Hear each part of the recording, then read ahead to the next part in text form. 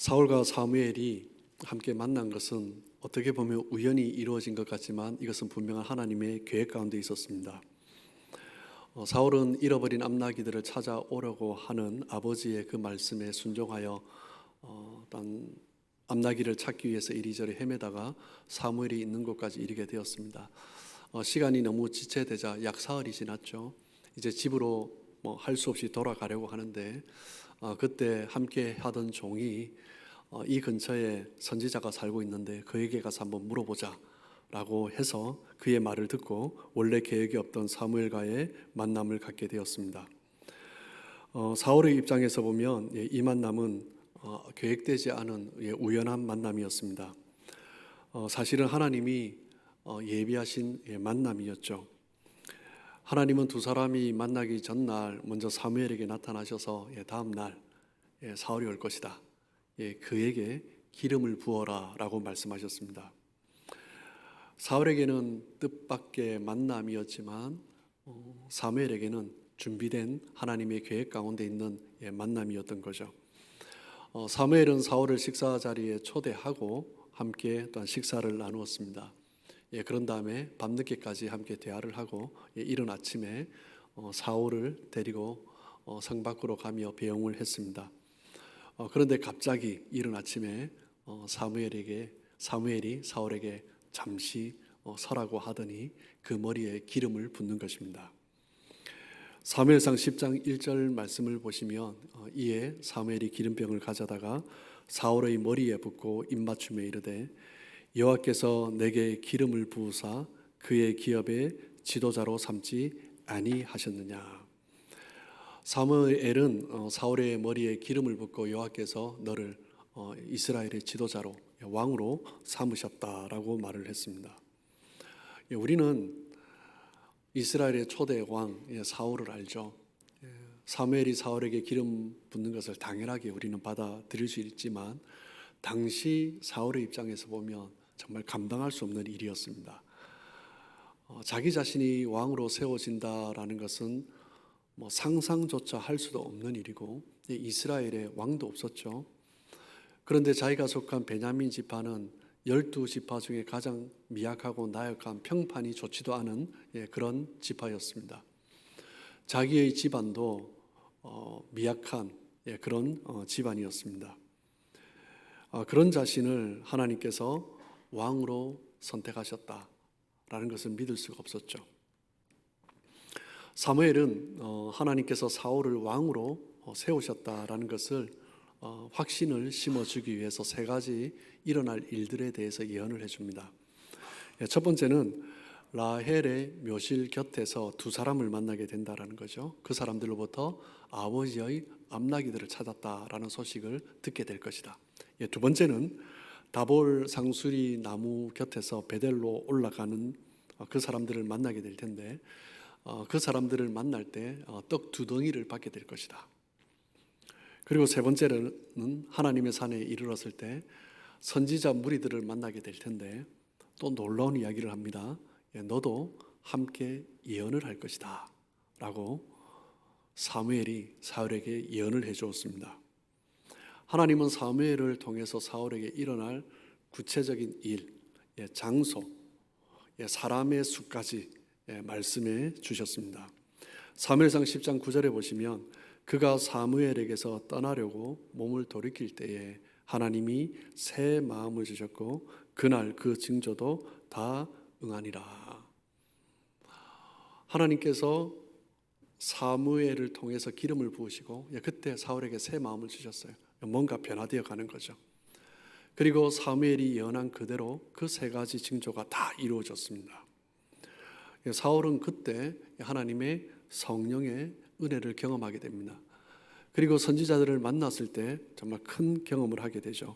사무엘상 10장 10절을 보시면 그들이 산에 이를 때에 선지자의 무리가 그를 영접하고 하나님의 영이 사울에게 크게 임함으로 그가 그들 중에서 예언을 하니 사울의 겉모습은 달라진 것이 없습니다. 하지만 사울의 마음은 이제 달라지기 시작했고 그리고 선지자의 무리를 만난 가운데 함께 예언을 할 때 하나님의 영이 크게 임하는 그 역사 가운데 있었습니다. 하나님은 사울을 그렇게 준비하시고 세워가시는 것입니다. 새 마음을 주시고 하나님의 영을 주시고 하나님의 일들을 함께 선포하는 그 일을 하게 된 거죠.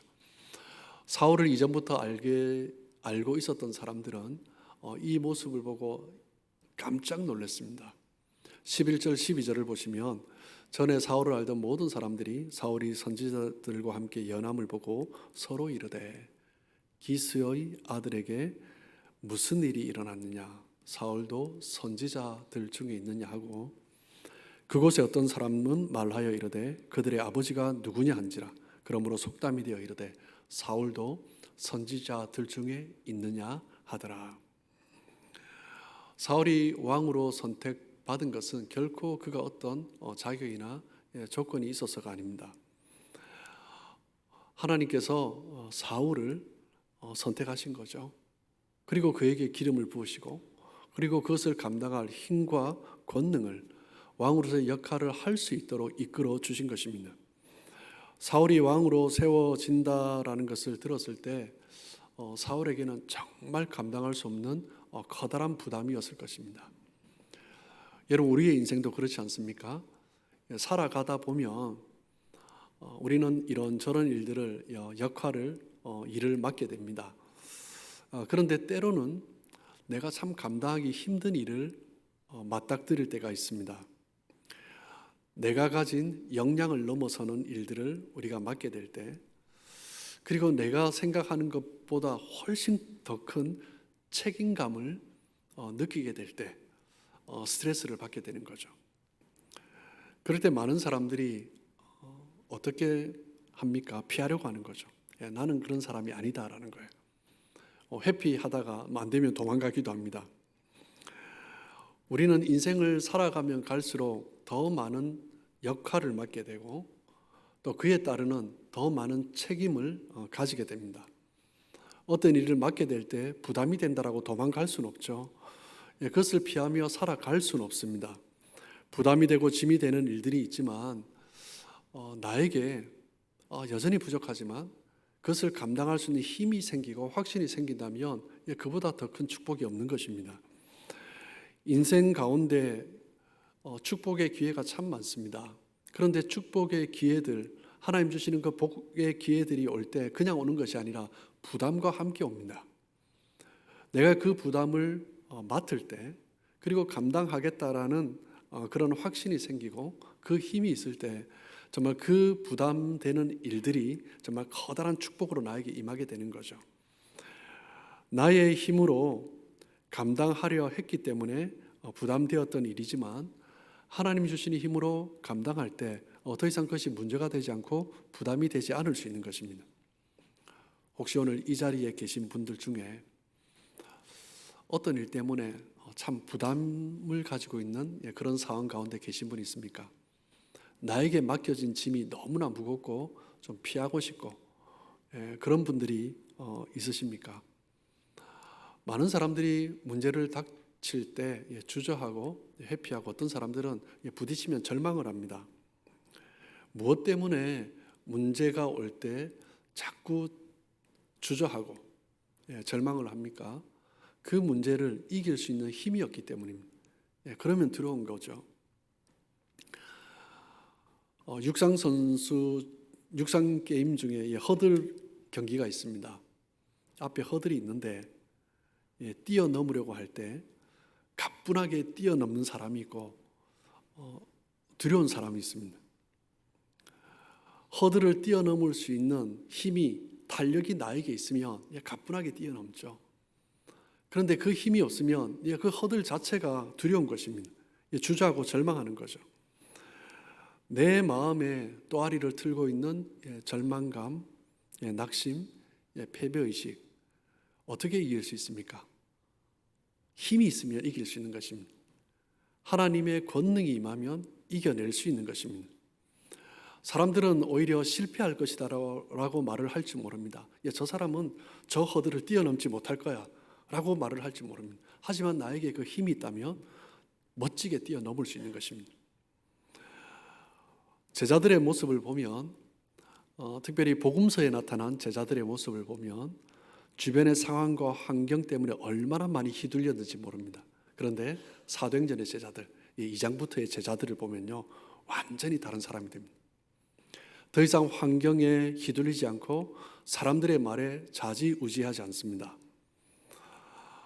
베드로는 배운 것이 별로 없는 사람이었습니다. 그런데 그에게 성령의 권능이 임하니까 학문이 없는 범인으로 알았던 그 사람들 앞에서, 기라성 같은 율법학자들 앞에서 그 말씀을 선포하는 거죠. 그러면서 그 사람들을 기가 죽게 했습니다. 베드로가 가진 지식은 너무나 미천했지만 성령의 권능이 임하니까 하루에 3,000명이 예수를 믿는 그런 역사가 일어나게 되는 것입니다. 성령의 권능이 임하며 우리의 삶은요, 점점 더 확장되어져 갑니다. 왜 우리가 확장되지 못합니까? 왜 우리가 어떤 한계 속에 가둬져 있습니까? 내가 그것을 뛰어넘지 못하는 것입니다. 그러나 성령의 권능이 임하면 그 장애가 더 이상 장애가 되지 않습니다. 그것을 뛰어넘는 거죠. 장애가 너무 높아요. 뛰어넘지 못할 것 같습니다. 그럼 어떻게 합니까? 뚫고 지나가는 것입니다. 브레이크 트루 하는 힘이 생기는 거죠. 성령의 권능이 임하면 더 이상 그 문제에 갇히지 않습니다. 그리고 그 문제를 바라보면서 내 속에서 나오는 감정에 더 이상 사로잡히지 않습니다. 외부의 환경에 별로 영향을 받지 않는 이 안정감이 성령의 권능을 받은 사람에게 나타나는 것입니다. 그러면서 그의 삶이 점점 확대되어 가는 거죠. 환경과 사람들의 말 때문에 자주 불안해하고 절망하는 이유는 무엇 때문입니까? 나의 연약한 상태 그대로 머물러 있기 때문입니다. 미약하고 미천하고 연약한 내 모습 그대로 있는 거죠.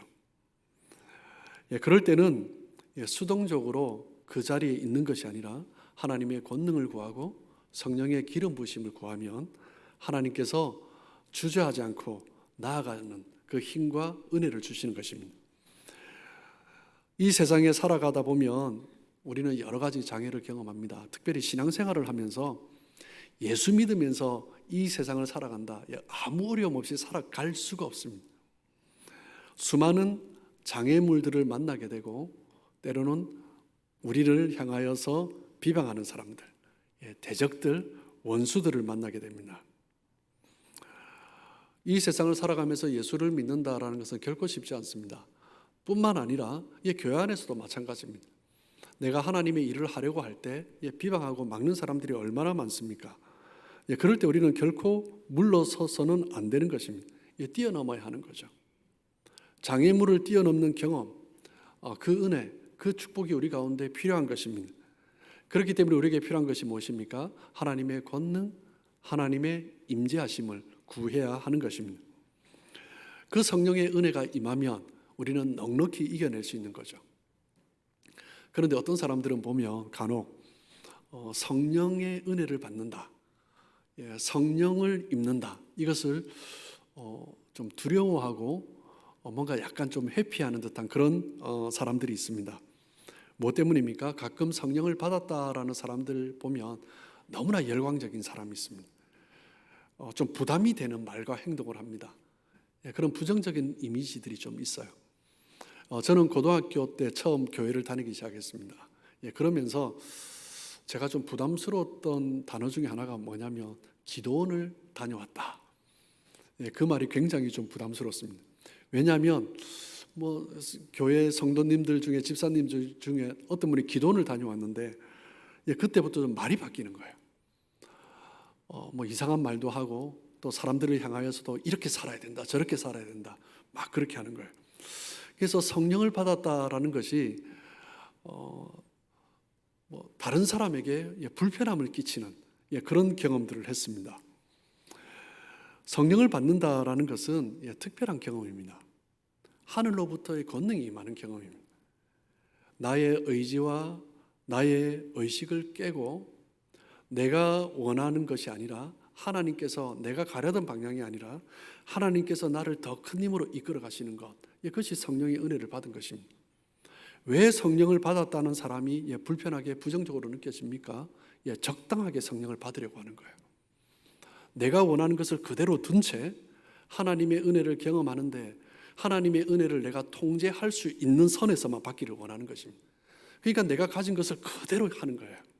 그러면서 성령의 은혜를 받았다라고 하는 것입니다. 내 의식과 내가 원하는 그 말과 행동을 그대로 하면서 성령을 이야기하는 것입니다. 성령은 결코 그런 것이 아닙니다. 성령에 사로잡히는 것 결코 그런 것이 아닙니다. 대부분의 사람들이, 많은 사람들이 성령의 은혜를 갈망하면서도 또 성령의 은혜를 받는 것을 주저하고 두려워하기도 합니다. 뭐 때문에 그렇습니까? 성령의 은혜를 받았다 하면 부정적인 이미지의 그런 말과 행동을 하는 사람도 있지만, 또 다르게 성령의 은혜를 받으면 내 것을 포기해야 되지 않을까라는 그런 생각이 있습니다. 내가 가진 재산을 포기해야 되지 않을까? 갑자기 선교사로 가라고 하시진 않을까? 그런 두려움이 있는 거죠. 내가 가지고 있던, 내가 붙들고 있던 것들을 내려놓아야 하는 것은 아닌가? 그런 두려움이 있습니다. 그렇기 때문에 성령의 은혜를 사모하고 갈망하는 것을 많은 사람들로 하여금 주저하게 만듭니다. 왜 이런 생각을 합니까? 하나님으로부터 멀어져 있기 때문입니다. 하나님으로부터 멀어져 있기 때문에 성령의 은혜를 받는데 그 속에 들어가는 것이 아니라 그냥 물가에 있는 것처럼 그냥 발만 잠깐 적셨다가 또 나오는 거죠. 정확하게 말을 하면요, 엄밀하게 말을 하면 성령의 은혜 가운데 거하지 못하고 있는 것입니다. 그런데 많은 사람들이 그렇게 살아가면서 성령의 역사하심 언저리에 있으면서 내가 성령을 경험하고 있다라고 말을 합니다. 성령의 이끄심을 받지 않으면 진정한 그리스도인이라 할 수 없는 거죠. 그 사람에게 하늘의 권능이 있는지 없는지 우리는 어떻게 알 수 있습니까? 어려운 문제를 만났을 때 보면 알 수 있습니다.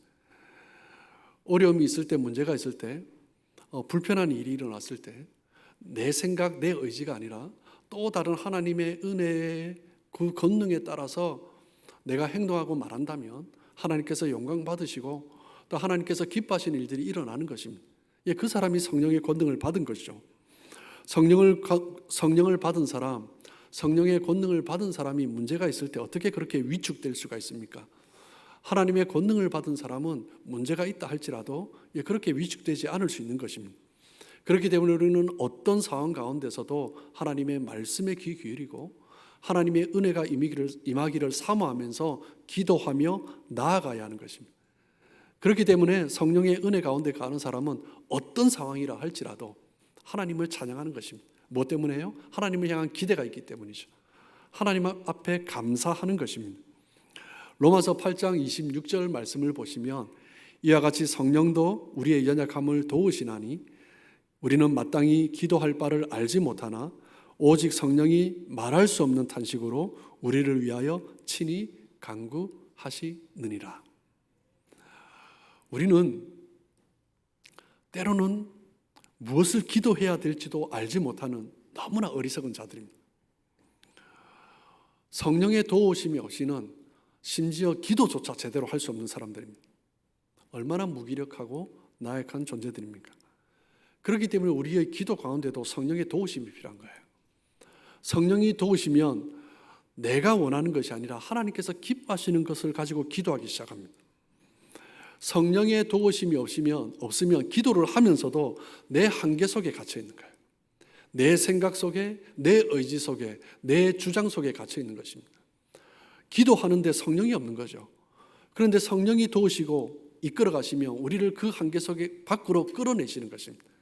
그 한계 밖으로 끌어내시면서 내가 이전에 보지 못했던 것을 보게 하시는 것입니다. 내 삶이 확장되어 가는 거죠. 나의 기도의 차원이 넓어지는 것입니다. 성령이 우리의 연약함을 도와주시면 우리의 기도의 차원이 달라지는 것입니다. 하나님의 말씀을 듣고 그 말씀 붙들고 기도할 때 성령께서 우리에게 은혜를 주시고 성령께서 은혜를 주시면 우리의 기도가 뚫리는 것입니다. 성령께서 오셔서 그 모든 문제들을 다스리시면 우리가 이기지 못할 문제가 없는 거죠. 우리의 믿음이 강해지고 담대해지는 것입니다. 성령께서 우리에게 능력을 주시면 두려워하고 회피했던 것들, 그것조차도 기꺼이 담대하게 맞설 수 있는 것입니다. 그 자리에 맞서서 전에는 두려움의 대상이었지만 성령의 의지에서 한 발 더 내딛었더니 그 문제가 갈라지는 거죠. 뚫려지는 것입니다. 예수 믿는 사람들이 이 세상을 살아가면서 믿는 자로서의 영향력을 펼쳐가야 합니다. 그런데 예수를 믿는다라고 말을 하면서 영향력이 없는 사람들이 얼마나 많은지 모릅니다. 이 시대의 문제죠. 세상 사람들이 예수 믿는 사람들을 그렇게 좋아하지 않습니다. 왜 그렇습니까? 예수 믿는 사람들이 나쁜 짓을 많이 해서 그렇습니까? 아니요, 결코 그렇지 않습니다. 그래도 예수 믿는 사람들이요, 안 믿는 사람보다 훨씬 더 좋은 일을 많이 합니다. 얼마나 착하게, 얼마나 봉사, 섬김 많이 하면서 살아가는지 모릅니다. 그런데 무엇 때문입니까? 신앙생활을 하는데 말은 잘하는데 영적인 능력이 없기 때문입니다. 다른 안 믿는 사람과 별 차이가 없는 거예요. 그런데 말은 잘하는 거예요. 고린도전서 4장 20절에 보면 사도 바울이 뭐라고 고백을 합니까? 하나님의 나라는 말에 있지 아니하고 오직 능력에 있습니다. 하나님의 나라를 말하는데 그 삶 가운데 능력이 나타나지 않는 것입니다. 사도 바울은 말에 언변이 부족한 사람이었습니다. 말주변이 없는 사람이었습니다. 글은 잘 쓰는데 말을 잘 하지 못해요. 그러니까 사도 바울이 말을 선포하는데 사람들이 듣는데 놀라운 일이 일어나는 것입니다. 변하는 거예요. 자복하는 거예요. 그래서 사도 바울이 말을 하는 것입니다. 하나님의 나라는 말에 있지 않고 능력에 있다. 아무리 설교 못하는 사람이 설교를 해도 하나님의 능력이 임하기만 하면 역사가 일어나는 것입니다. 사도 바울은 그것을 경험한 거예요. 내가 가진 것이 아무리 부족하고 연약하다 할지라도, 내가 말주변이 없고 내가 아무리 미천한 사람이라 할지라도 하나님의 능력이 임하기만 하면 하나님의 역사가 나타나는 것입니다. 말을 잘하는 사람이 너무 많습니다. 하나님의 나라는 언변이 중요하지 않습니다. 능력인 것입니다. 하나님 주시는 능력이 있어야 합니다. 하나님께서 함께 하시고 그 능력을 입은 사람이 사람들을 변화시키고 세상을 변화시키는 것입니다. 하나님이 주시는 능력은 세상의 능력과 다릅니다. 그런데 많은 사람 자꾸 세상의 능력을 쫓아가려고 합니다. 하나님의 권능은 사람이 노력해서 가질 수 있는 것이 아닙니다. 성령께서 임하시는 것, 거기에서부터 하나님의 능력이 시작되는 것입니다. 하나님의 나라는 말에 있지 않고 능력이 있다는 말이 무엇입니까? 사도 바울에게 있어서 말이라는 것은요, 약점이었습니다. 자신의 부족한 부분이었습니다. 그런데 하나님의 능력이 임하니, 하나님의 권능이 임하니, 성령이 임하니 하나님의 역사가, 능력의 역사가 나타나는 것입니다. 하나님의 능력이 임하면요, 우리의 연약함은 감추어지는 것입니다. 내 안에 있는 작지만 강한 것들이, 장점들이 더 크게 역사하는 것입니다. 그것이 하나님의 역사입니다. 성령께서 임하시면 내가 꿈꾸지도 못했던 일들이 일어나는 것입니다. 하나님께서 임하시면, 하나님께서 함께 하시면 하나님과 함께 일하는 것입니다.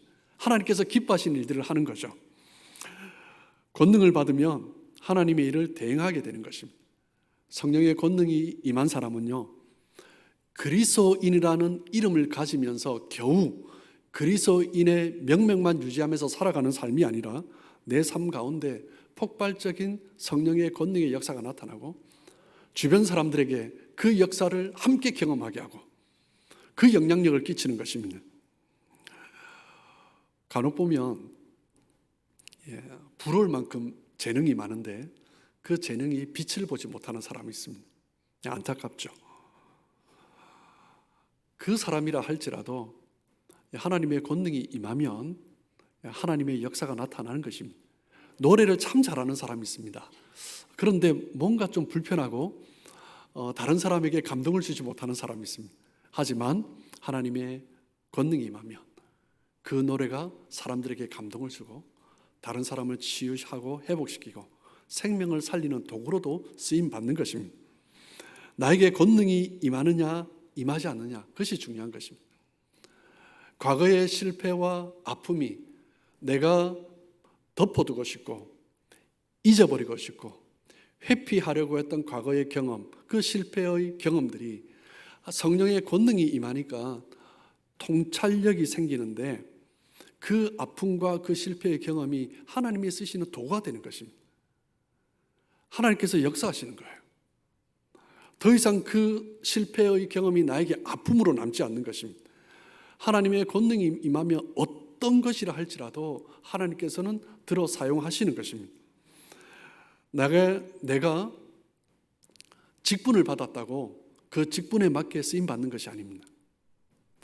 직분에 걸맞는 하나님의 권능이 임해야 됩니다. 이 시대의 교회가 교회라고 다 쓰임 받는 것이 아닙니다. 하나님의 권능이 임해야 됩니다. 하나님의 권능이 임하지 않으면 오히려 무너뜨리는 것입니다. 이 시대의 교회를 어지럽게 하고 무너뜨리는 사람들이 누구입니까? 다 직분자들입니다. 성령의 권능을 받지 않은 사람이 말을 하고 행동하면 교회는 무너지는 것입니다. 그 직분에 걸맞는 성령의 능력이 임해야 하는 것입니다. 직분의 권능이 임해야 권위가 생기는 거죠. 마가의 다락방에 120명의 사람들이 모여 있었습니다. 그때 예수님께서, 부활하신 예수님께서 오셨습니다. 그들에게 하시며 성령을 받으라 라고 말씀하셨습니다. 그들로 말미암아 교회가 시작된 거죠. 요한복음 20장 21절을 보시면 예수께서 또 이르시되 너에게 평강이 있을지어다. 아버지께서 나를 보내신 것 같이 나도 너희를 보내노라. 이 말씀을 하시고 그들을 향하여 숨을 내쉬며 이르시되 성령을 받으라. 22절입니다.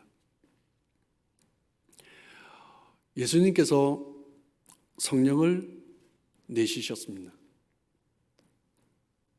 그 마가의 다락방에 있던 사람들, 신약의 공동체죠. 전부입니다. 그들로 말미암아 교회가 시작된 거예요. 부활하신 예수님께서 그 신약의 공동체 교회에 성령을 부어주신 것입니다. 그리고 그 은혜를 받은 사람들이 예수님이 승천하신 이후에도 함께 모여 기도했습니다. 그때 오순절 성령의 역사가 임하신 거죠. 그래서 능력 가운데 교회가 시작된 것입니다. 교회는 성령의 능력으로 세워져야 합니다. 성령의 권능으로 교회는 세워져야 합니다. 교회는 성령의 임하심으로 시작되었습니다. 교회에 성령이 임하실 때 그때 교회는 바로 세워질 수 있습니다. 만약 성령이 다스리지 않고 있다면 기다려야 합니다. 성령 충만이 임하지 않고 있다면 기다려야 합니다. 그때 성령님께서 교회 가운데 일하시는 거죠. 성령이 임하시면 우리가 가지고 있는 모든 문제도 해결해 주시는 것입니다. 성령이 임하시면 우리가 필요한 것들, 그것도 다 채워주시는 것입니다. 하나님은 하나님의 자녀가 충만하기를 원하십니다. 그 성령을 구하고 의지하는 자에게 하나님은 그 하나님의 일들을 함께 감당해야 하기 때문에 부어주시는 것입니다. 그것이 성령님의 역사입니다. 왜 우리 가운데 문제가 있고 결핍합니까? 성령이 없이 하려고 하니까 그런 것입니다. 하나님은 교회가 성령의 다스림 가운데 거하시기를 원하시는 것입니다. 교회 안에 일어나는 모든 문제들은 무엇입니까?